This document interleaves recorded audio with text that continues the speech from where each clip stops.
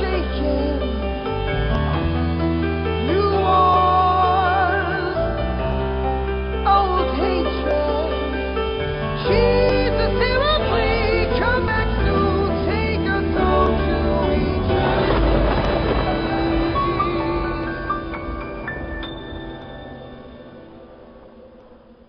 Today we're going to talk about the road to Armageddon. We're going to take a little different approach than we have done in the last two lessons.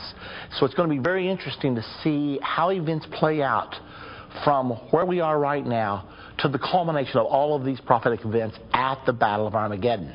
This is going to be an interesting lesson because in the first two lessons, first we explored what nations were going to be on earth when Jesus returns. In the second lesson, we looked at how these nations were going to come together to form a world government. Now in this lesson, which is actually going to be a two-part lesson, what we're going to do is explore the prophecies of the Middle East, of Israel, what is supposed to happen in that regard. But we're going to see two worlds collide. We're going to see the world government that we spoke about in lessons 1 and 2 come together and basically be on a collision course with Israel. We're going to see how that all plays out, and that happens at an event called the Abomination of Desolation, which will be one of the major topics we'll be discussing in this lesson. You know, Eddie, it's actually impossible to really comprehend the prophecies of the Bible unless you get a handle on God's dealing with Israel.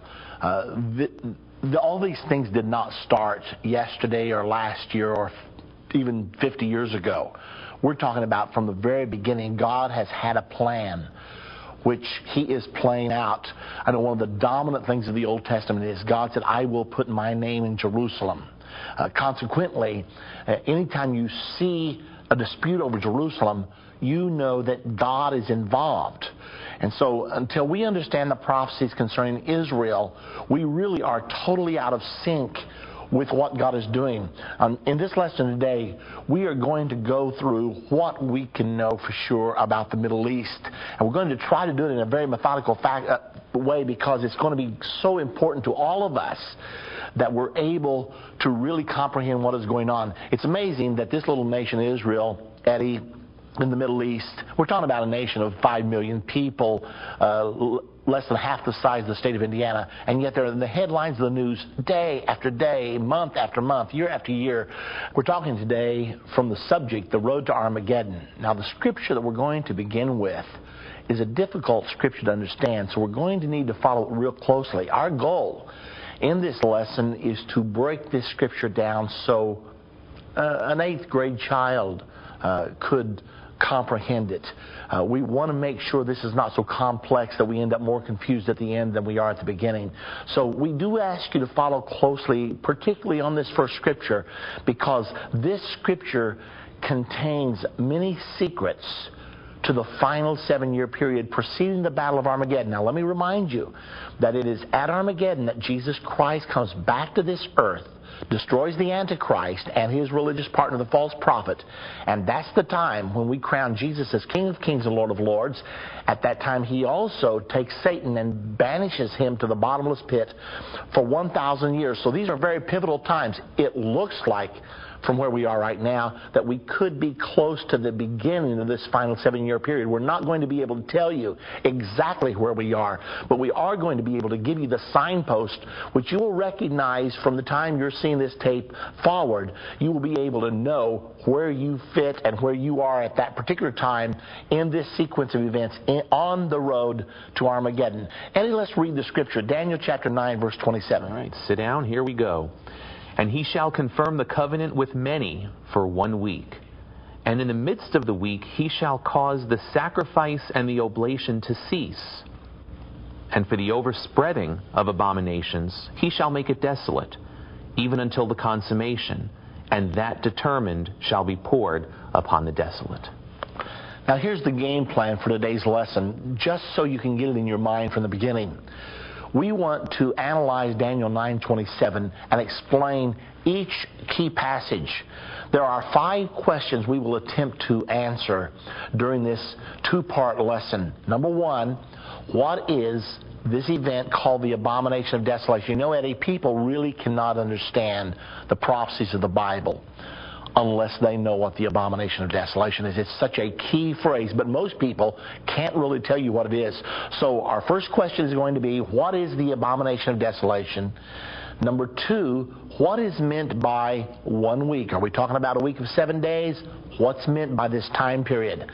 Number three, to what covenant does Daniel 9:27 refer when it says he will confirm the covenant with many for 1 week? We need to know what covenant that is if we're going to understand this passage.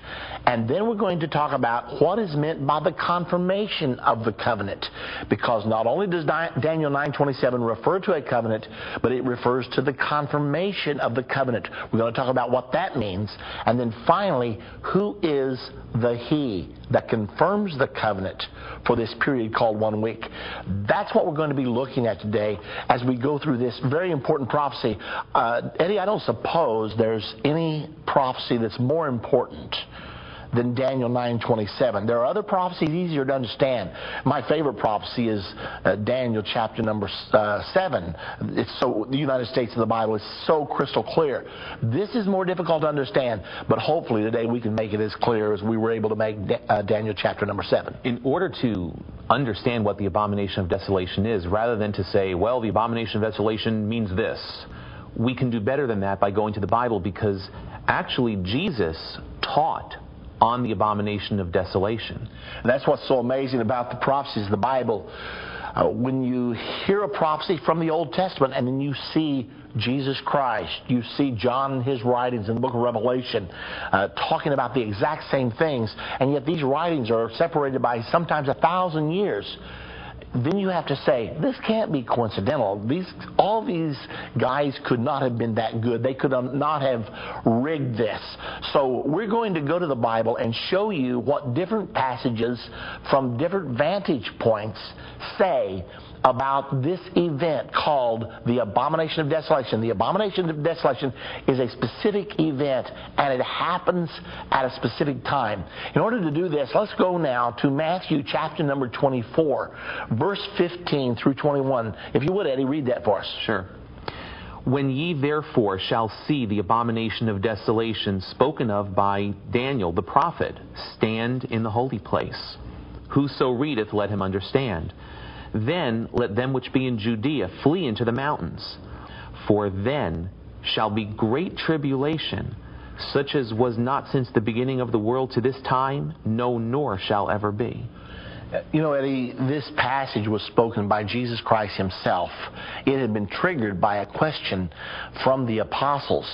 Jesus was with his apostles at the temple, and they were saying to him, look at the beautiful buildings of the temple. The temple area was the center of Jewish life.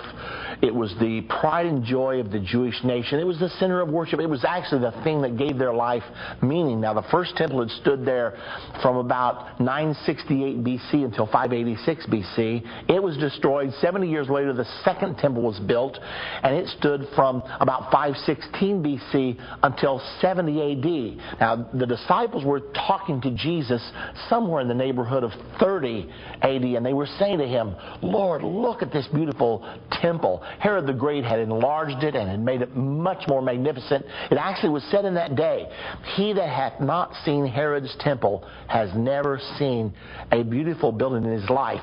So the disciples were saying to Jesus, this is a marvelous place to look at it. And Jesus made a blockbuster prophecy in the earlier part of Matthew 24. He said, it's all coming down.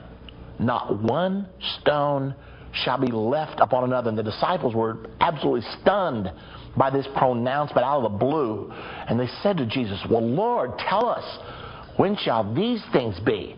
What shall be the sign of thy coming and the end of the world, or the end of the age? Now, Jesus spent the rest of the 24th chapter of Matthew answering those questions.